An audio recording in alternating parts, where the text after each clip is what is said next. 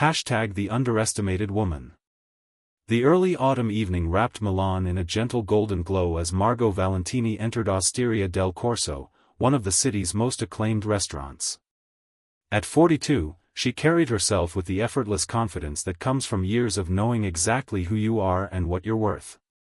Her dark hair was pulled back in a simple yet elegant chignon, and she wore a charcoal blazer over a cream silk blouse, nothing flashy, but unmistakably expensive to the trained eye.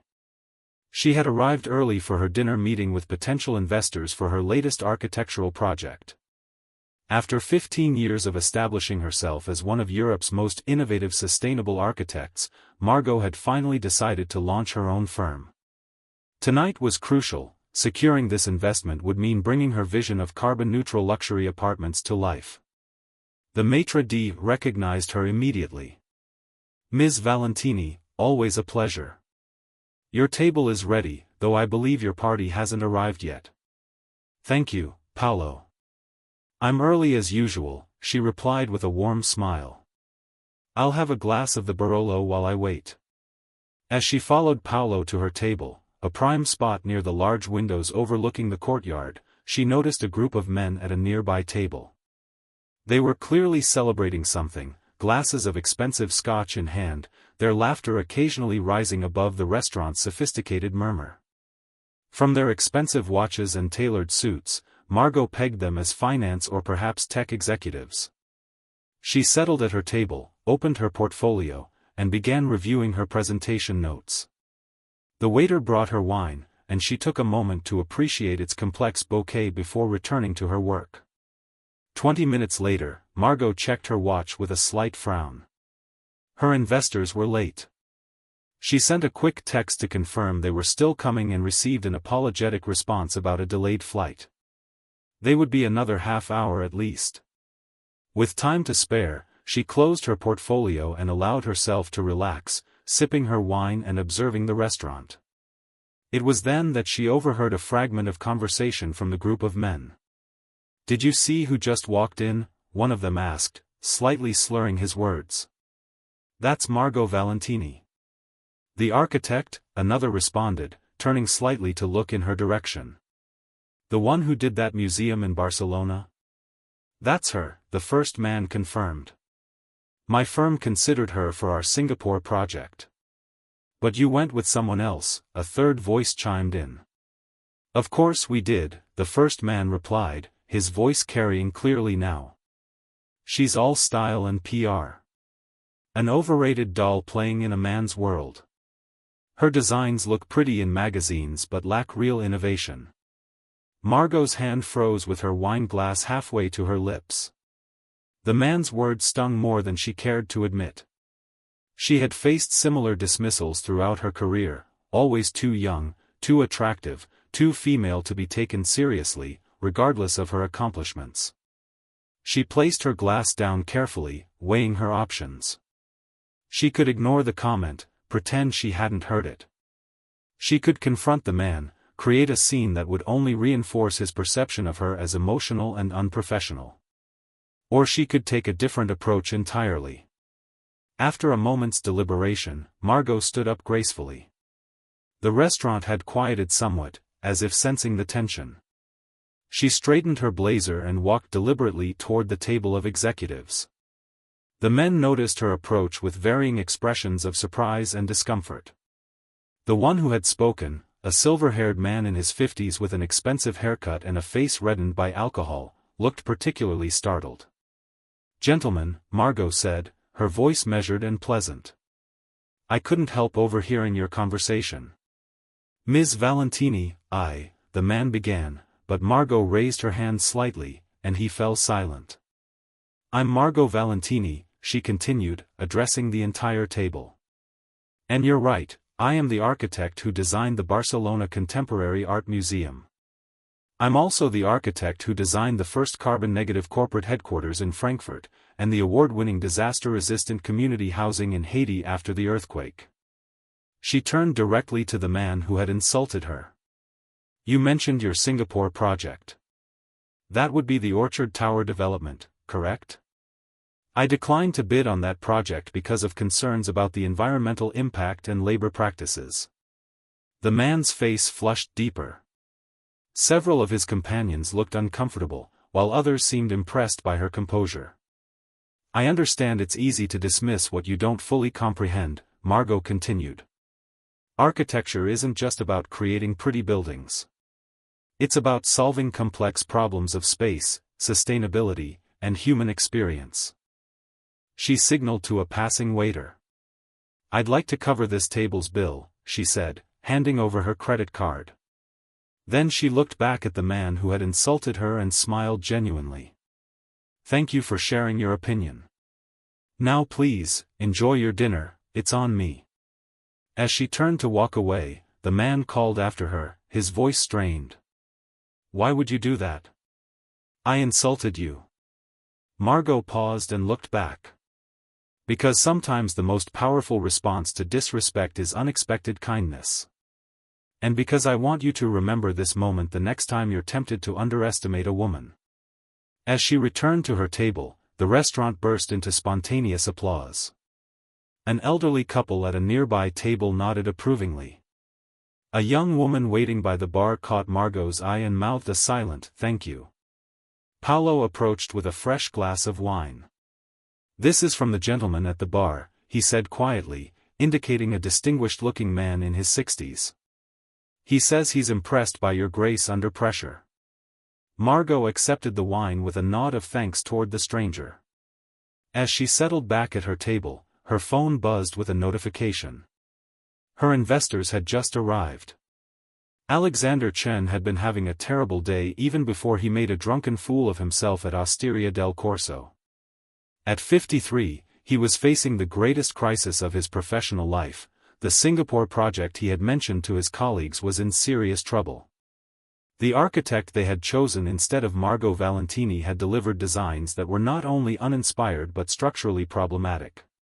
Construction was already 3 months behind schedule, and the cost overruns were approaching 8 figures. His board was beginning to ask uncomfortable questions about his judgment. His colleagues had suggested this dinner to cheer him up, but after several glasses of expensive scotch, he had instead embarrassed himself by loudly insulting one of the most respected architects in Europe. Her response had left him feeling smaller than he had ever felt in his life. After she walked away, his companions were unsparing. You really stepped in it this time, Alex, said James, his oldest friend and the CFO of a competing firm. I didn't know she could hear me, Alexander muttered, but the excuse sounded weak even to his own ears. That's beside the point, replied Victor, a real estate developer who had worked with Margot on a previous project. What you said was both unprofessional and untrue. Valentini is brilliant. You're just angry because you should have hired her for Singapore. Alexander stared into his drink. The board wanted someone with more commercial experience.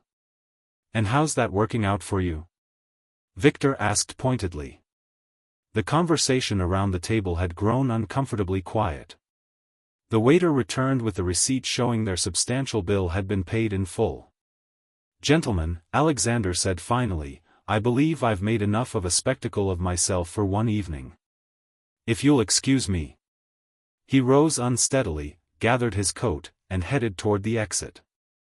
As he passed Margot's table, he saw that she was now engaged in conversation with 2 well-dressed men, presumably the investors she had been waiting for. She was speaking animatedly, gesturing toward drawings spread on the table, her expression passionate and focused. Alexander hesitated, then approached the table. Excuse me, Ms. Valentini. Margot looked up, her expression guarded but polite. Yes, Mr. Chen. Alexander Chen from Horizon Development. He extended his hand, which she shook firmly after a moment's pause. I wanted to apologize for my inexcusable comments earlier. They were unprofessional and, frankly, untrue. Margot studied him for a moment. Apology accepted, Mr. Chen. Alexander nodded awkwardly, aware of the curious gazes of her dinner companions. I won't interrupt your meeting any longer. But if you're available tomorrow, I'd like to discuss a potential collaboration. My Singapore project, it needs someone with your expertise. Margot raised an eyebrow. That's quite a change of heart. Let's just say I've had a moment of clarity, Alexander replied with a self-deprecating smile. Sometimes it takes a public humbling to see what's been in front of you all along. She reached into her bag and handed him a business card. My morning is free until 11. Come by my hotel, the Four Seasons. We can discuss it over breakfast. Thank you, Alexander said, pocketing the card. I'll bring the project files. He nodded a goodbye and headed toward the door, feeling both chastened and oddly hopeful. Behind him, one of Margot's dinner companions asked, "Who was that?"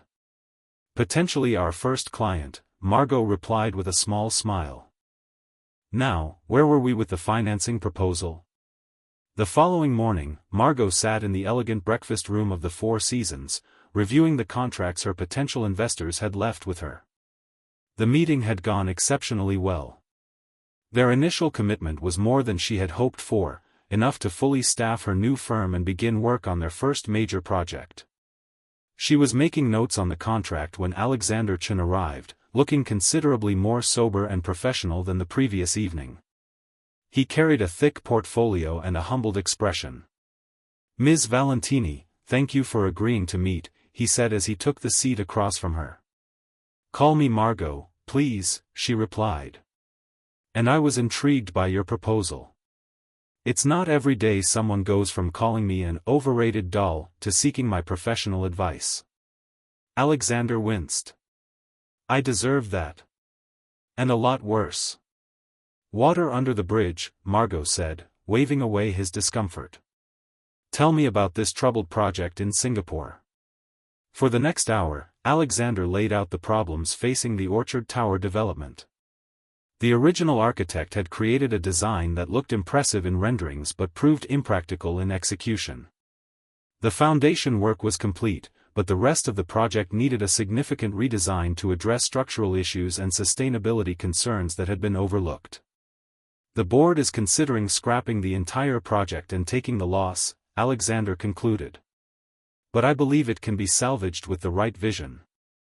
Margot reviewed the plans carefully, occasionally asking pointed questions about the site conditions, budget constraints, and timeline. Finally, she closed the portfolio and looked directly at Alexander. "I'll be honest with you, Alexander. This is a mess. The current design doesn't account for the local climate, ignores the cultural context, and would be an environmental disaster to operate." She paused, tapping her finger thoughtfully on the table. "That said, I see potential. The location is exceptional, and the foundation work that's been completed is sound. So you could fix it?" Alexander asked, hope creeping into his voice. "Not alone, and not quickly," Margot replied. "But my new firm could take it on as our flagship project. I'd need full creative control and a revised budget that accounts for the necessary changes." Alexander nodded eagerly. "I can present that to the board. They're desperate for a solution at this point. I'll need to visit the site, of course," Margot continued. "And meet with local stakeholders to understand their needs and concerns. My approach is collaborative, I don't just impose my vision on a community." "Of course," Alexander agreed. "I can arrange everything for next week if that works for you." "It does," Margot said.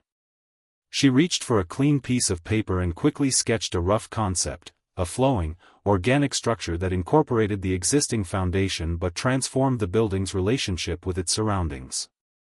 Something like this could work. A living building that responds to its environment rather than dominating it. Alexander stared at the sketch, his expression slowly transforming from skepticism to understanding. "This is not what I expected." "What did you expect?" Margot asked.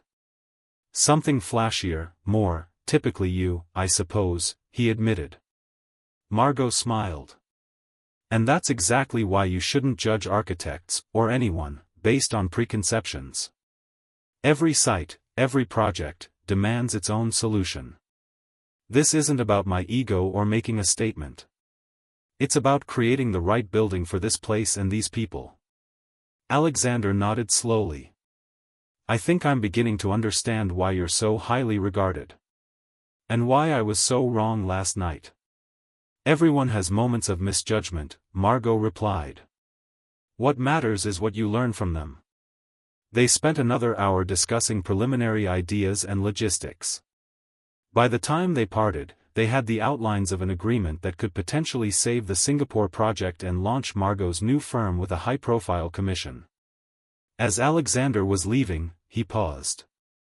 May I ask you something personal? Margot looked up, cautious but curious. You can ask.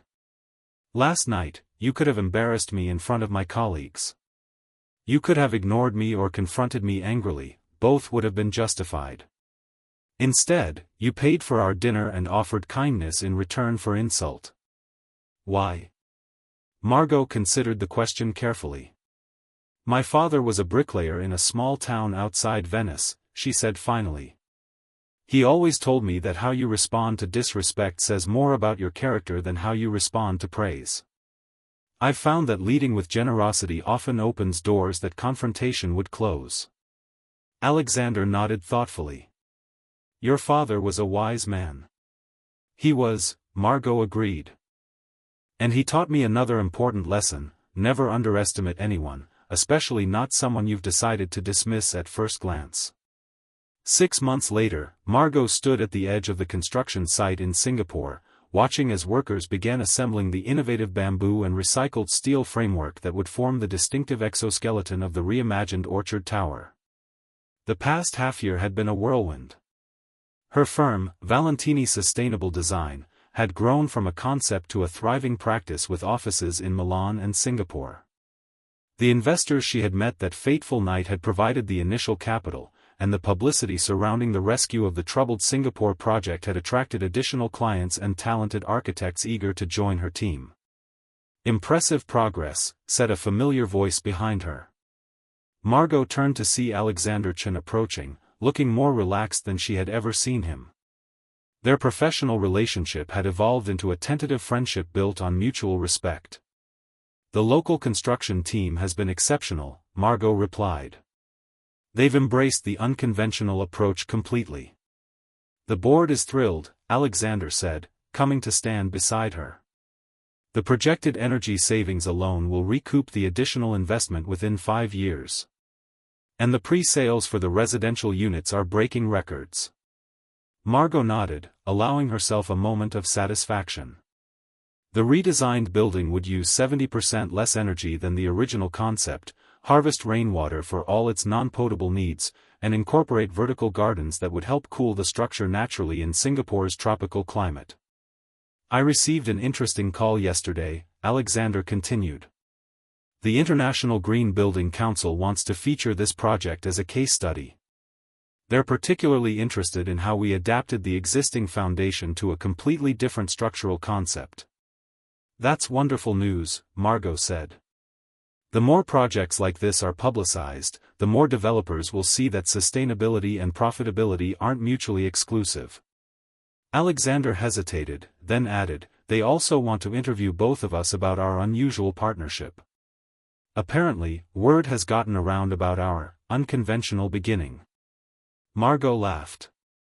You mean the story of how you called me an overrated doll and ended up becoming my biggest client? I imagine that would make for an interesting case study in itself. Not my finest moment, Alexander acknowledged with a rueful smile. But perhaps a useful cautionary tale about the dangers of prejudice and the value of second chances. I think it's more than that, Margot said, turning to face him directly. It's about what can happen when people move past their initial impressions and find unexpected common ground. Alexander nodded thoughtfully. A year ago, I wouldn't have believed I'd be standing here, watching my company's most important project being built according to principles I once dismissed as impractical idealism. And I wouldn't have imagined that one of my most vocal critics would become one of my strongest advocates, Margot replied. They stood in companionable silence for a moment, watching as a massive section of the distinctive facade was carefully hoisted into place. There's something else, Alexander said finally. The board has asked me to discuss another project with you. A residential development in Kuala Lumpur with a strong focus on affordable housing and environmental sustainability. Margot raised an eyebrow. That doesn't sound like your usual luxury portfolio. It isn't, Alexander admitted. But you've convinced me, and more importantly, the board, that architecture needs to address real-world problems, not just create monuments to wealth and status. I'd be interested in discussing it, Margot said, unable to hide her surprise and pleasure.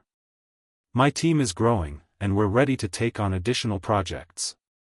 Excellent, Alexander replied. And this time, I promise not to judge your ideas before I've heard them. Margot smiled. Growth is a beautiful thing to witness, in buildings and in people. As they turned to leave the construction site, a young woman approached them hesitantly.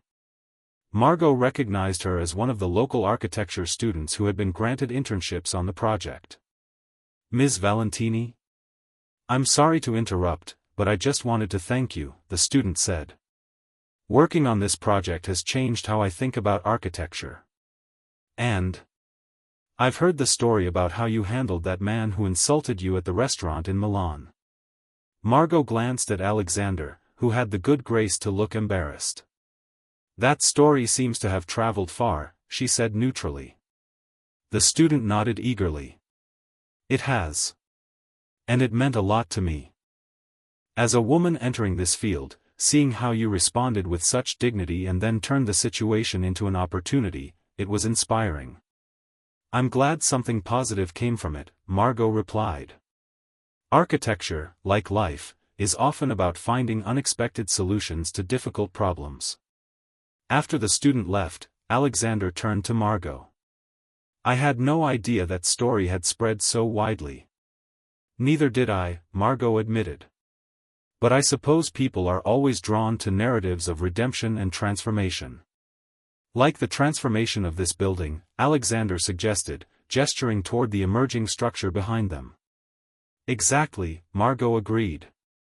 In architecture and in life, sometimes the most beautiful results come from reimagining what already exists rather than tearing everything down and starting from scratch. As they walked toward the site offices to review the latest progress reports, Margot reflected on the strange, circuitous path that had led her here. A chance encounter, an insult, a moment of decision, and then a sequence of events that had expanded her firm's horizons beyond what she had initially imagined. She glanced at Alexander, once her critic and now her collaborator, and thought about how people, like buildings, contained unexpected potential that often went unseen at first glance. Sometimes it took a moment of conflict to reveal the possibility of something stronger and more interesting than what had existed before. The reimagined Orchard Tower rose behind them, its innovative design already changing the Singapore skyline, tangible proof that from challenging beginnings could come remarkable endings, if only people were willing to look beyond their initial assumptions and see the potential hiding in plain sight. 3 years later, Margot stood at the podium in Oslo, accepting the Pritzker Architecture Prize, the highest honor in her profession. At 45, she had achieved what many architects spent their entire careers aspiring to. The audience was filled with the most influential figures in global architecture and design. In the front row sat her team from Valentini Sustainable Design, now over 60 strong with offices on 3 continents. Their portfolio had expanded to include projects ranging from luxury developments to disaster-resistant community housing, each embodying their commitment to sustainability and social responsibility. Also present was Alexander Chen, whose company had become their most consistent client and champion. The Singapore project had been completed to international acclaim, winning multiple awards for its innovative approach to sustainable urban design. More importantly, it had sparked a movement in commercial architecture, inspiring other developers to prioritize environmental performance and community integration. Architecture is often seen as the art of creating something from nothing, Margot began her acceptance speech. But I've found it's more accurately described as the art of revealing what could be.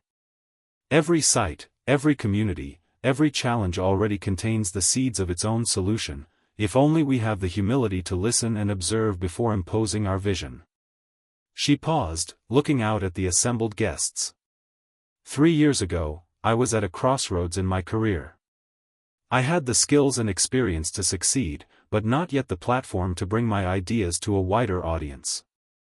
That changed because of an unexpected encounter in a restaurant in Milan. A ripple of laughter moved through the crowd. The story had become something of a legend in architectural circles.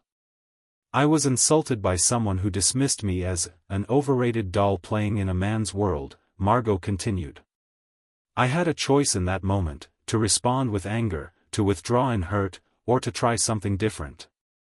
I chose unexpected kindness, not because I'm particularly saintly, but because I believed it might open a door that confrontation would close.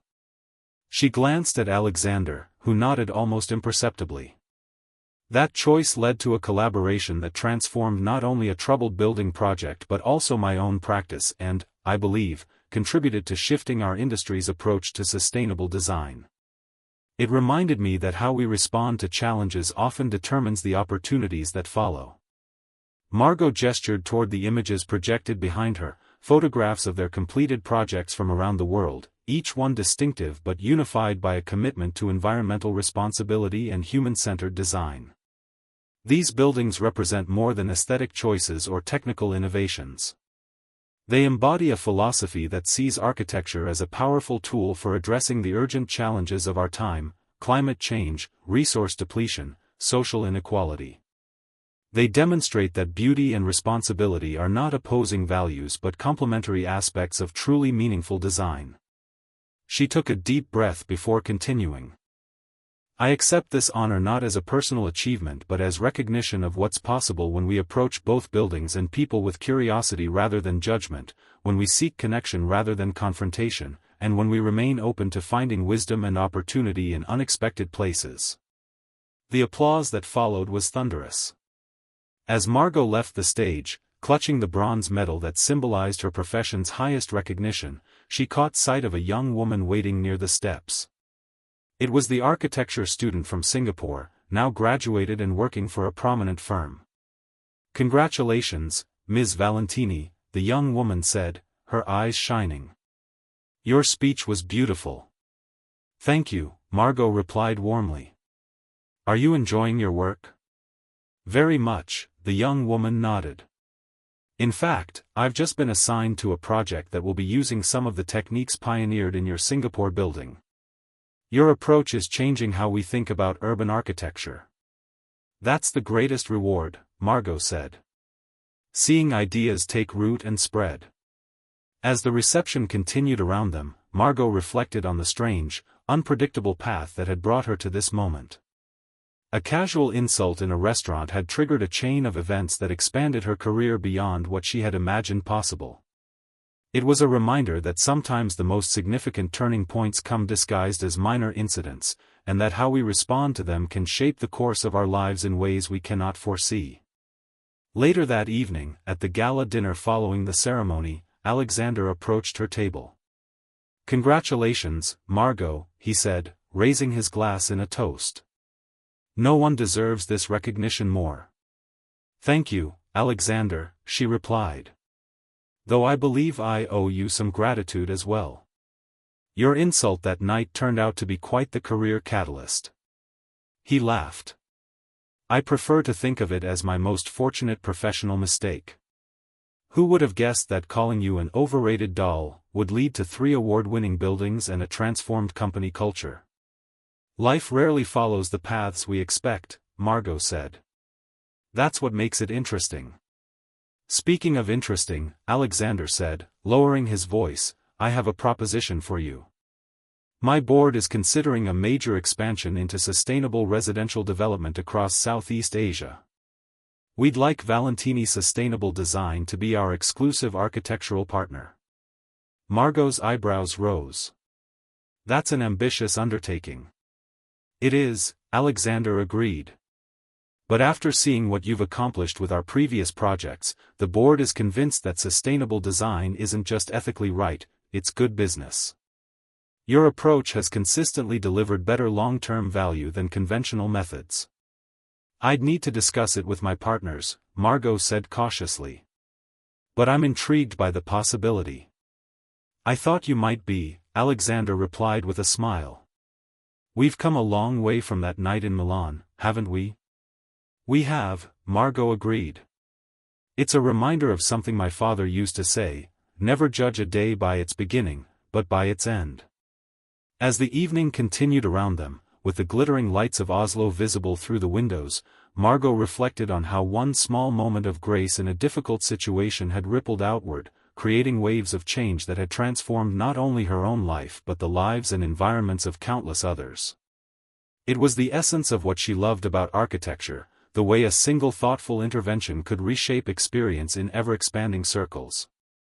The insult in that Milan restaurant had been meant to diminish her, to put her in what the speaker had perceived as her proper place.